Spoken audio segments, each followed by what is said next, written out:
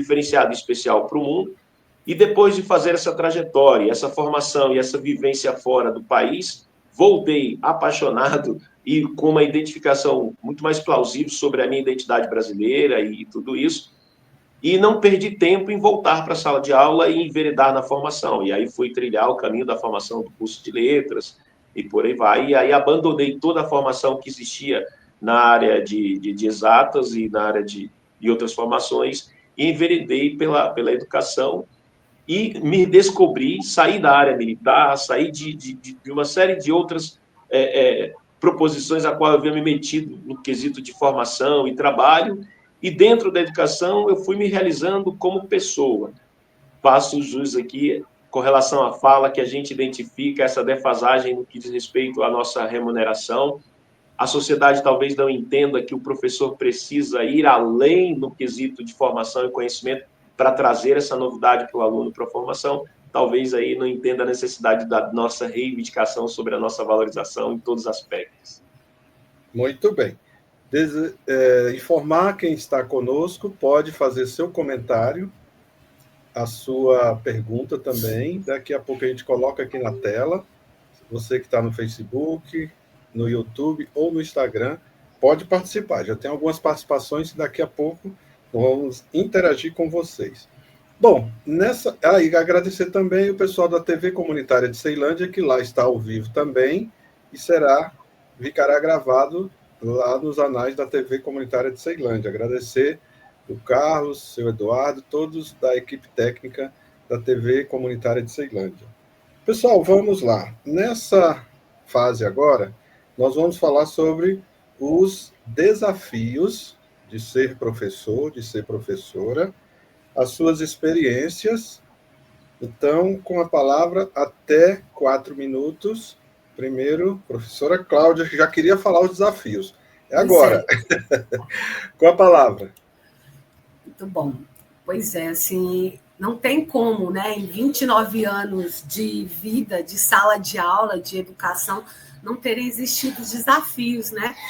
Eu sou muito feliz com a minha trajetória dentro da Secretaria de Educação, porque, assim, eu pude, né, estar em vários espaços diversos, né? Assim, eu alfabetizei, fui professora de educação infantil. Durante 5 anos, o primeiro concurso que eu fiz para a secretaria, lá em 96, era chamado de professor nível 1, né?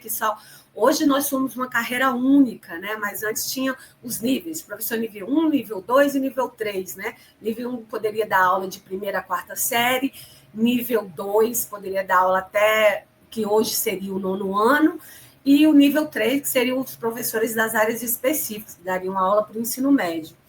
Então, assim, eu vivenciei durante 5 anos, né, a experiência de estar na educação fundamental 1, né, pude ter meus alunos lindos. Hoje eu encontro alguns, né, já com 30, 40 anos quase, e assim... E é muito gratificante poder também perceber e a gente precisa valorizar o professor da educação infantil. A infância gente, é a porta de entrada do conhecimento para uma vida inteira. Tudo, assim como o Freud diz, né, que o grande psicanalista, que nós somos, né, adultos que vão viver intensamente as coisas que lhe aconteceram na infância. Então, assim, esse momento da educação infantil é muito importante e muito pouco valorizado no nosso país, né? Assim, é tida como a professorinha, como se diminuísse o valor da professora. E são professoras que precisam estudar bastante, precisam ser dinâmicas, precisam entender de cultura, né, de valor, de ética, porque é naquele momento da formação da educação infantil que está sendo forjada esse cidadão. Né? E assim, e que bom que hoje a gente é uma carreira única, né? Eu depois fiz um outro concurso, né, para o nível 3 e fui dar aula de filosofia, que também é assim, um desafio, você chegar, dar aula para adolescente de 15 a 18 anos e falar sobre filosofia, que na época era um tema que eles achavam que não caía nem no vestibular. Então, filosofia serve para quê? Então, você chegar dentro de uma educação que prima, né, que busca só resultados, né? Só quer o resultado, tem que passar no vestibular. Para que eu vou estar estudando filosofia, que filosofia não cai nem na prova do vestibular? Dá licença, professora Cláudia, que sua matéria não me diz respeito, né? Não me é necessária. E eu fazia muito essa discussão com meus alunos. E o que é ser útil, né? Que utilidade é essa? Não serve para quê a filosofia? Não serve para nada, para passar no vestibular, mas ela serve para quê? Né? Para ser cidadão, para aprender sobre o bem viver, sobre o autoconhecimento. Quem é você, né, que está ali sendo formado? Quais são as diretrizes que estão te direcionando para te formar? Então, assim, foram muitos desafios, muitas dificuldades, né? Famílias que muitas vezes não têm o mínimo para que aquela criança esteja bem, atenta para aprender. Famílias estudantes que nunca tinham visto um livro, nunca viram escrita, como é que eu estava lá querendo ensinar? O menino nunca viu uma mãe ler um livro, um jornal, nunca viu um livro em casa, nunca fez uma lista de compra. Então, assim, a gente acha que esses momentos de alfabetizar, a gente que não tem esse letramento desde pequeno, é muito difícil chegar e se incorporar a essa escrita, né? É muito complicado, né? E aí ainda vim para a formação, hoje que eu atuo, que é a inclusão. É muito difícil fazer com que professores, com que os outros estudantes entendam que inclusão não é só botar os meninos no ensino regular, mas é dar oportunidade para que todos convivam com a diferença, né? A escola precisa compreender que a gente só tem igualdade na diversidade. Muito bem. Bom, agora, professor Jairo, quais são 2025, né, dia 15 de outubro, dia do professor, na sua visão, quais são os desafios hoje e comente aí da sua experiência. Quantos anos são, professor, de magistério? Está mutado. Já são 23 anos de magistério, dividindo aí proporcionalmente na rede particular e na rede pública. Isso é interessante porque proporciona a oportunidade de viver e vivenciar realidades bem distintas no que diz respeito ao poder aquisitivo, à situação econômica e assim por diante. Pronto. Então, com a palavra, os desafios, por favor, e sua experiência, dentro aí das suas experiências. Até 4 minutos, por favor, professor. Hoje, eu considero que o maior desafio para o professor, em todos os níveis em que ele esteja atuando, é conseguir manter essa relação de empatia pelo seu aluno. Conseguir entender que o seu aluno é um ser humano que carrega um histórico e que tem um plano de fundo, muitas vezes ali um contexto de vida que não colabora para a existência ou a permanência dele naqueles projetos, na proposta pedagógica que muitas vezes é instituída pela escola, elaborada pelos professores. A professora Cláudia fez uma exposição colocando a dificuldade da realidade que o aluno traz consigo, muitas vezes, de não presenciar um comportamento onde o seu pai lê um livro. Para quem está atuando há mais tempo na formação do ensino médio, você consegue ver que cada vez mais nós temos enfrentado o problema que se manifesta na sociedade, porque tudo que, de certa forma, surge na sociedade vai apresentar o seu respaldo imediatamente na sala de aula. Nos últimos anos, esse boom da tecnologia, o advento de todas essas ferramentas tecnológicas que trazem o seu benefício, trazem também consigo um encargo muito grande. E nós temos enfrentado uma grande dificuldade no sentido de estabelecer essa empatia, essa relação onde a voz do professor possa se estabelecer como um discurso que alcance no sentido de orientar esse formando para que ele tenha uma consciência cidadã. Então, muitas vezes, nós lidamos com adolescentes que vão chegando à juventude e que já trazem consigo, às vezes, o fardo de se tornarem pai, de exercer uma maternidade, uma paternidade, já de um processo em defasagem do histórico, qual ele não teve uma família estruturada com uma formação. Então, nós temos o desafio de driblar essas dificuldades que surgem na sociedade, a dificuldade de não ter um respaldo de políticas públicas que apoiem literalmente e que permita o diálogo consistente desses níveis, de quem está atuando lá com as crianças. A professora já anunciou a questão do desafio da inclusão. Então, assim, para mim, a maior dificuldade é o professor conseguir se manter otimista, se manter atento, dinâmico, lembrando de que sua profissão é tratada com amor, com carinho, mas sem esse viés de sacerdócio, de caridade, porque, afinal de contas, somos profissionais que lutamos muito pela qualificação e buscamos muito conhecimento, mas muitas vezes somos impedidos de atuarmos com todo esse profissionalismo devido a toda uma questão política, uma questão burocrática. A escola, em todos os seus meandros, hoje passa por uma grande dificuldade, onde inúmeras atribuições que distorcem o nosso papel e que roubam o nosso tempo como um verdadeiro mediador de conflito da vivência na sala de aula, faz com que muitas vezes o professor esteja sobrecarregado de inúmeras atribuições, questões que correspondem ao processo burocrático no sentido de ter um controle da vida do professor ou da vida da professora, na tentativa de se ter uma ideia de qualidade ou mensurar determinadas questões, quando, na verdade, o que precisa é de gente que escute aqueles que estão ali no chão da escola, vivenciando essa dificuldade de acesso às famílias, de proporcionar oportunidade para que possa, inclusive, orientar numa possível inclusão e orientar num crescimento muito mais sólido e contundente. Muito bem. Bom, para encerrar essa fase, a pergunta é: Cláudia, você atua na inclusão. Até o que significa AEE, para o pessoal já ficar sabendo? Está mutado. Isso, desculpa. Atendimento educacional especializado, né? A gente faz essa ponte entre o que o professor precisa fazer de adaptações curriculares para que o estudante com deficiência possa se desenvolver, respeitando as suas potencialidades e as suas fragilidades. Pronto. Então, a pergunta para os dois é a seguinte. Nós vivemos hoje que no país, não só aqui em Brasília, o Moab está em todo o país, a gente tem visitado, e o que as famílias reclamam aqui, o que os professores e professoras reclamam aqui, é a mesma coisa em todos os lugares. Nós tivemos em São Paulo, que é carro-chefe econômico do país, tivemos em Divina Pastora, lá em Sergipe, no interior, tivemos no Rio Grande do Sul, tivemos no Rio de Janeiro. Ainda não está casada essa questão da inclusão. Então, eu queria saber, Cláudia, na sua opinião, tantos anos aí atuando com estudantes, né, autistas, síndrome de Down, com todos os tipos de deficiência, e suas famílias, o que está faltando para ter esse encontro? Educação, pessoa com deficiência e família. Eita, pergunta fácil essa, né, Edilson?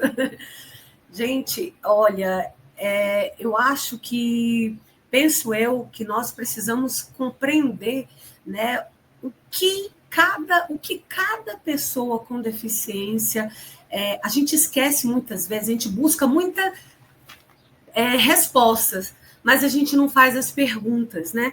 Muitas vezes a gente desmerece, desvaloriza o ser, né? O ser pessoa com deficiente, né? Então a gente precisa, em vez de buscar a resposta, fazer perguntas. Porque às vezes a pergunta nos possibilita essa construção conjunta entre família, entre escola e entre aquela pessoa que está ali, que precisa realmente compreender que a gente pode fazer um mundo diferente, apesar da escola ser o reflexo dessa sociedade, mas a gente só vai mudar essa sociedade se a gente começar com base mudando essa perspectiva dentro da escola. Uma escola que é fragmentada, segmentada, que os saberes têm que estar numa caixinha, tirado e colocado, esse saber não é bom nem para a pessoa sem deficiência, muito menos para com deficiência. Então, nós precisamos compreender que a escola precisa modificar-se para aquela pessoa, para aquele estudante, e porque a deficiência não muda. Né? Apesar de ter cada um, não é nunca, né? O ser humano não é definido pela sua deficiência, mas é assim pela pessoa, por isso que a gente fala pessoa com deficiência, né? Porque antes de tudo vem as características pessoais dessas pessoas. Nós precisamos valorizar isso. Quando eu cheguei aqui no ensino profissionalizante, gente, como é bom você pegar um estudante autista e ele ter o hiperfoco em tecnologia, a gente coloca ele para programar, mas aí chega outro que o hiperfoco é música. Então, para que a gente vai ficar colocando como um segmento do currículo, do plano de ensino, trabalhar a programação? Se esse estudante gosta de música, a gente pode trabalhar pensando nesse hiperfoco dele. Se é música, vamos trabalhar um aplicativo, só que isso muitas vezes requer uma mudança de perfil do professor, uma mudança nos documentos da secretaria. É muito difícil, muitas vezes, você chegar e falar, a gente pode mudar um plano de ensino, professor. A gente pode tirar esse conteúdo e acrescentar outro, porque não é o aluno que está para a escola, é a escola que deve estar para esse estudante, sabe? A gente tem muitas histórias de sucesso lá na escola técnica, quando a gente pega o hiperfoco do autista e coloca em prol. Eu tinha uma estudante autista que o hiperfoco dela era a moda fofinha, kawaii, a moda kawaii, né? Assim, e ela estava fazendo curso técnico em logística. Se eu fosse trabalhar a cadeia de suprimentos de uma loja, de uma fábrica qualquer, ia ser para ela ineficiente. Mas quando eu falei, não, vamos trabalhar na perspectiva dessa moda fofinha que você gosta.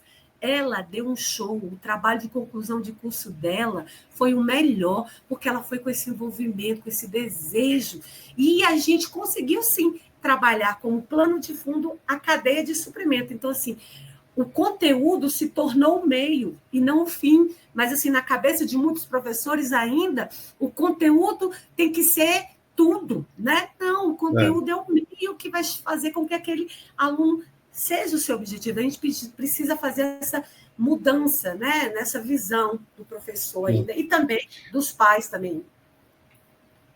Muito bem, você disse uma coisa correta, deficiência não muda. Então, quando chegar na escola, essa deficiência não vai mudar para se adaptar à escola. A escola que deve se adaptar muito bem. E também os documentos da secretaria. Nós temos pessoas lá dentro, e a gente conhece, que não tem nada a ver com as pessoas com deficiência. Às vezes a gente acha que é por causa de uma gratificação, que ganha mais um pouquinho. Mas para fazer a documentação, mandar para as escolas, nós temos aí um delay. Uma vez eu tive no Senado, até para passar para o Jairo, a gente fala 40 minutos, 50, e eles tiram só uma frase, né? Até engraçado. E essa frase que foi tirada lá, eu disse assim, olha, autista e escola é uma combinação bombástica. Autista e médico são irmãos siameses, porque para tudo precisa do carimbo do médico para ter acesso aos direitos. E isso tem repercutido por aí, até no país. Nessa linha, professor Jairo, qual a sua opinião? Né? Nós vivemos um momento de que a informação está chegando mais rápido devido à internet, né? O celular na palma da mão. E aí, professor, qual a sua visão sobre a inclusão nesse dia que nós estamos falando do professor? Está mutado. Antes de entrar propriamente dito na questão da inclusão, eu gostaria de fazer uma reflexão sobre alguns termos importantes sobre a questão da vida. A vida, ela não pede necessariamente a permissão no sentido, olha, eu vou nascer para esperar que você me inclua. Então, de certa forma, o pensamento de forma ampla, uma reflexão mais aprofundada dentro de uma consciência que vai se formando no cidadão, ele precisa entender, em vários aspectos, o que é de fato a vida, nos seus aspectos de importância, valores e tudo. Como professor de língua, no aspecto da linguagem, no trabalho da comunicação, surge um ponto interessante no sentido, uma vez estando aqui nesse mundo, numa convivência, em relações que se estabelecem, nos valemos de linguagens e línguas, ferramentas, códigos, para que possamos, então, estabelecer um processo de comunicação. Essa comunicação, naturalmente, faz com que os seres possam transmitir valores, sentimentos, emoções, pensamentos. Então, nessa tríade, no sentido de que eu tenho a necessidade de entender o pensamento e o sentimento do outro, ou ser entendido por esse outro, respeitando a vida por excelência como existência, eu parto do pressuposto de que a inclusão, ela não deve ser questionada se pode, se deve ser assim ou não. Ela simplesmente deve existir porque ela faz parte do processo natural da vida. E como bem colocou